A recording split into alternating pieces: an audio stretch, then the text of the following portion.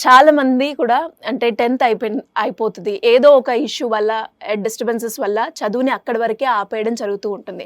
కానీ government job తెచ్చుకోవాలన్నది వాళ్ళ కల. సో అలా 10th క్లాస్ పాస్ అయిన అక్కడి వరకే చదువుకునే వాళ్ళు ఎవరైనా కూడా గవర్నమెంట్ జాబ్ తెచ్చుకునే స్కోప్ ఉందంటారా? డెఫినెట్గా అమ్మా. ఏ రకంగా సార్? అంటే వివిధ రంగాల్లో ఫస్ట్ బ్యాంకింగ్ సెక్టార్ తీసుకున్నాం అనుకో అమ్మా, 10th క్లాస్ క్వాలిఫికేషన్తో ఎగ్జామ్ రాయడానికి అవకాశం ఉంది. అందరూ లేదనుకుంటారు. అది ఆఫీస్ అటెండెంట్లు అంటే గ్రూప్ 4 ఉద్యోగాలమ్మా.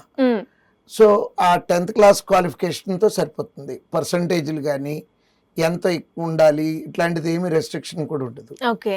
ఆ ఎగ్జామ్ సిలబస్ కూడా అమ్మా మన 10th క్లాస్ లోపు చదువుకున్నటువంటి అర్థమెటిక్, రీజనింగ్, ఇంగ్లీష్ చాలా సింపుల్గా, అంటే ఎగ్జామ్ క్వాలిఫికేషన్ 10th కాబట్టి పేపర్ కూడా అదే స్టాండర్డ్స్లోనే ఉంటుంది.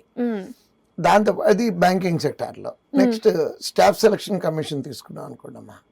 స్టాఫ్ సెలక్షన్ కమిషన్లో MTS అంటారు, మల్టీ టాస్కింగ్ జాబ్. అంటే క్లరికల్ క్యాడర్ కన్నా తక్కువ, అటెండర్ కన్నా కొంచెం ఎక్కువ.